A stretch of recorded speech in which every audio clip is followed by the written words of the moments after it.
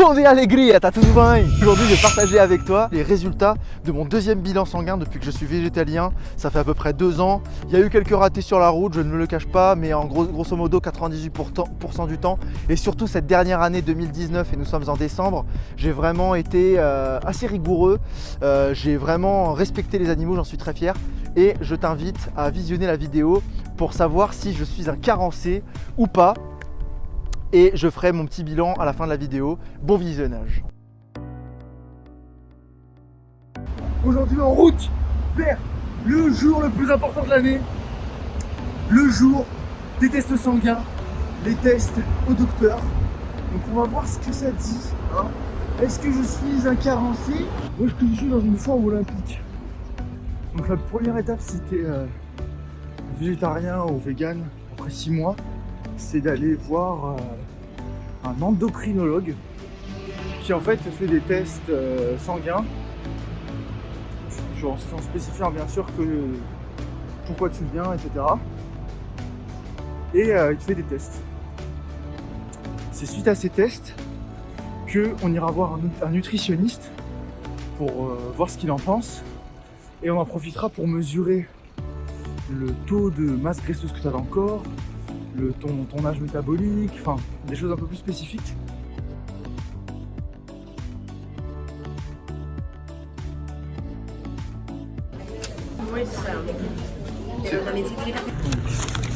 Avec ce papier, on va mesurer es vegano, no seguir le protocolo. Vitamine B12, qu'est-ce qu'il y a d'autre? Cholestérol, on va mesurer pas mal de trucs. Bon, ils m'ont pas pris grand chose, mais exceptionnellement je vais quand même prendre un petit fruit. Parce que je sais pas, je sens quand même qu'il y a un truc qui se barre.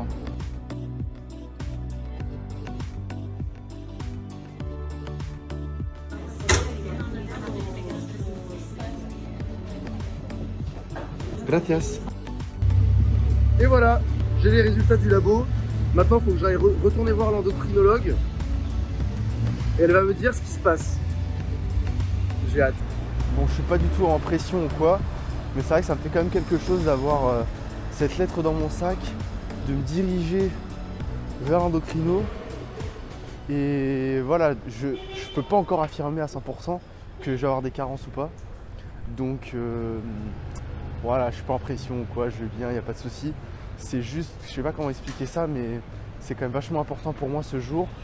C'est un moment important, j'ai vraiment envie de prouver aux gens que on peut vraiment faire du sport, vraiment être au travail, de son temps libre, créer quelque chose sur les réseaux sociaux ou autres. Et tout ça en jeûnant, en faisant le jeûne intermittent que je fais depuis plus d'1 an maintenant et en ne mangeant que des plantes. Donc voilà, c'est quand même un moment pour moi vraiment spécial. Donc j'espère de tout cœur que ces résultats seront positifs et que je vais pouvoir m'en servir pour, comme une preuve, comme un témoignage que tout ça en fait était bel et bien une supercherie de la société et qu'en fait t'as aucune carence ou rien du tout quoi. La dernière fois je suis allé voir donc le médecin généraliste, son bilan était sans appel. Il m'a dit que mes résultats étaient vraiment très bons et que j'étais en pleine santé, notamment avec mes niveaux d'acide folique, de calcium, de fer qui sont vraiment bons compte tenu du fait que je ne mange aucun produit animaux. Et donc mon souci c'est la vitamine D, vitamine qui pêche auprès d'un peu tout le monde, notamment de ceux qui ne sont pas au soleil. Et j'ai pensé naïvement que vu que j'ai 320 jours de soleil par an, j'ai pensé que ça suffisait. Donc je préfère pas trop donner mon avis pour le moment là-dessus. Je vais voir le nutritionniste et je ferai un bilan final de ce qu'il va me raconter à la fin de la vidéo. Comme ça, on aura vraiment un avis professionnel et voir ce qu'il me recommande en fait pour pallier à tout ça. Dans tous les cas, moi, je suis quand même très très fier de moi.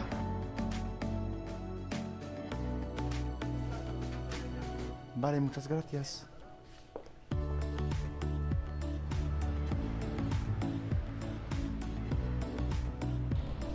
Bon, je sors de l'hôpital Sima à l'instant. Autant dire que j'étais très surpris par le bilan du nutritionniste qui m'a donc dit que mes analyses étaient parfaites. Genre fantastique, m'a même dit. Mais là, vite fait, c'est vraiment une super bonne nouvelle. Elle m'a dit ne change rien. Petite pastille vitamine D de temps en temps. Donc voilà. Mais je suis assez content. Je suis assez fier de WAM en vrai. J'ai 21 ans d'âge métabolique. Depuis la première fois où je suis arrivé, j'étais à 66 kg, je suis à 72 kg. Et dans ces 6 kg, il y a plus de 4 kg qui sont du muscle et 2 kg de gras. Donc bon, j'ai pris du fat quand même malgré le jeûne intermittent, mais elle m'a dit ouais, continue le jeûne intermittent. Oh bon, pour terminer tout ça, je vais te montrer en image mes résultats. Je vais les commenter et je vais essayer de glisser entre ce que je dis, les commentaires de la nutritionniste. Donc je mettrai la traduction. J'ai plus seulement enregistré avec le microphone. Donc j'espère que ça va te plaire et j'espère que ça va t'aider.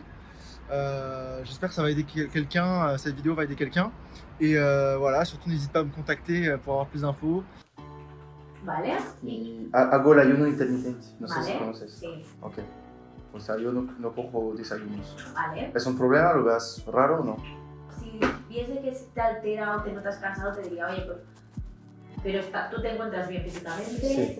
Yo no cambiaría nada. A ver, ahora seguiría como estás. ¿Eh? Para ti la vitamina D es normal. Es que ahora mismo sí es normal. O sea, ya te digo, gente que sí que come estos alimentos que nos lo pueden aportar, la tienen baja. Y al final, la luz solar es lo que más nos lo aporta.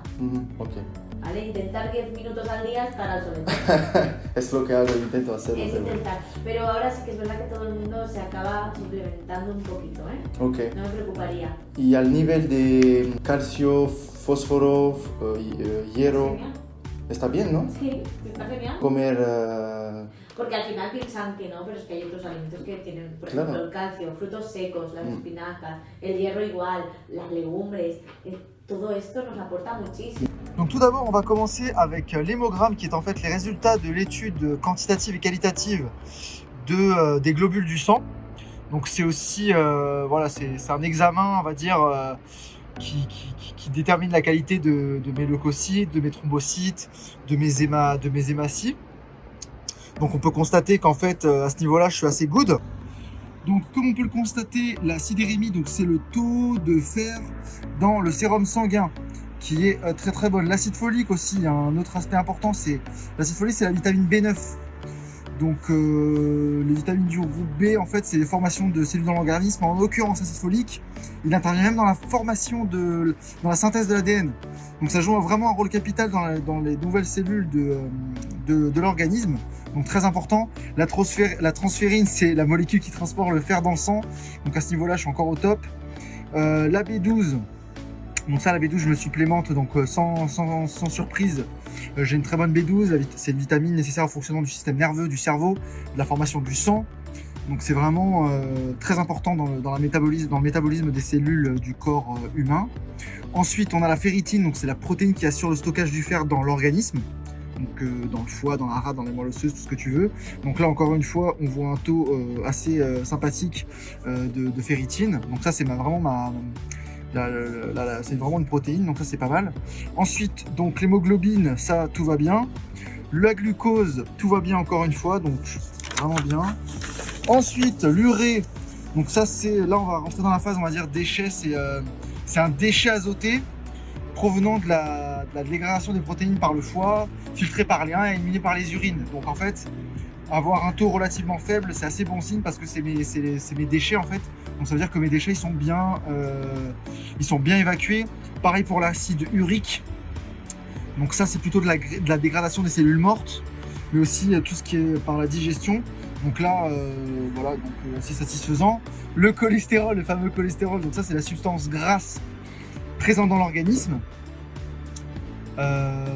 provenant des aliments. Donc là évidemment on peut voir que mon taux de cholestérol il est assez faible. Donc ça c'est sans surprise à ce niveau-là. La triglycéride, alors donc ça c'est des composés d'acides gras et de glycérol, ils sont stockés dans les tissus, ça fournit de l'énergie. Donc c'est des molécules lipidiques, voilà, qui sont dans l'intestin grêle. Donc là, à ce niveau-là, c'est tout le gras qu'on consomme, donc assez faible aussi à ce niveau-là, c'est pas mal.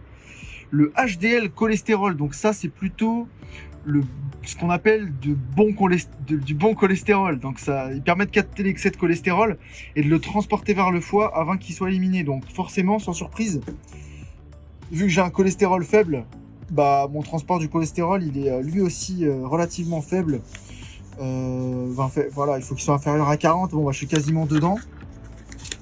Le LDL cholestérol, donc ça aussi c'est ce qu'on appelle le mauvais cholestérol. Donc brièvement, le LDL c'est ce qui assure le transport du cholestérol dans l'organisme. Donc c'est voilà, c'est quand même le mauvais cholestérol. Donc assez content à ce niveau-là. C'est une autre forme de mauvais cholestérol à très basse densité. Donc ça c'est la production de mauvais cholestérol.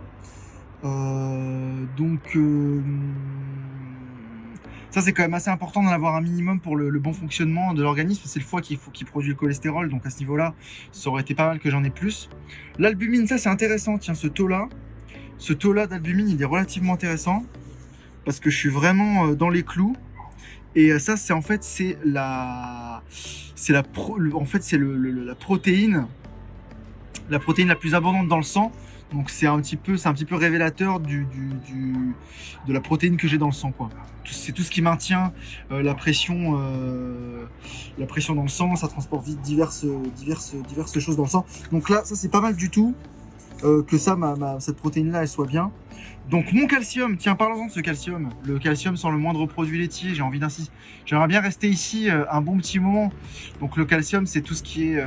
ça joue un rôle dans la formation des os, dans la formation des dents, dans la coagulation du sang, dans la régulation aussi de l'équilibre acido-basique. Enfin bref, il est responsable de plein de réactions. C'est un des éléments chimiques le plus important du corps. Et donc c'est assez intéressant de voir qu'il est quasiment au maximum, donc j'ai vraiment un taux impressionnant de calcium sans manger le moindre produit laitier. Donc je t'invite à aller voir, faire un tour sur ma page pour voir où est-ce qu'il y a le plus de calcium dans les aliments végétaux. Ensuite on parle aussi, là il me semble qu'il y a le phosphore. Il est aussi important que le magnésium ou que le fer d'ailleurs, le phosphore. C'est un minéral qui joue dans de nombreuses réactions cellulaires. En particulier au niveau musculaire, au niveau énergétique, au milieu des tissus au-dessus, tout comme le calcium.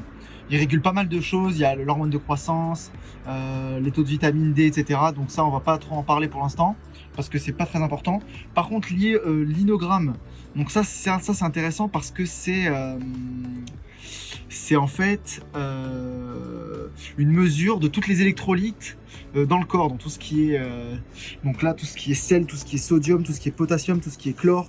Donc ça en fait c'est vraiment les minéraux de mon sang, toute l'électricité on va dire de mon sang. Donc ça ici c'est assez satisfaisant, c'est pas mal. Donc ça je vais continuer sur cette lancée. Sur la vitamine D, j'ai été très naïf de croire que le soleil barcelonais allait suffire à me tenir à l'écart de cette carence en vitamine D. Donc c'est un peu un dérivé du cholestérol. Alors ça c'est assez intéressant d'en parler parce que c'est justement synthétisé à partir du cholestérol. Donc le fait que j'ai une vitamine D faible, elle est due au fait que mon bon cholestérol il soit faible. Donc en fait même si je m'exposais au soleil, le fait que mon cholestérol soit trop faible, j'ai pas pu synthétiser le cholestérol en vitamine D. Donc en fait, c'est pas que j'ai pris les mauvaises habitudes parce que je mange mes graines de chia ou mes graines de lin, enfin tous mes oméga 3 tous les jours, mes graines tous les jours. C'est juste que j'en mange pas assez en fait. Donc j'ai vraiment changé mon alimentation pour manger plus de graisse, plus de gras.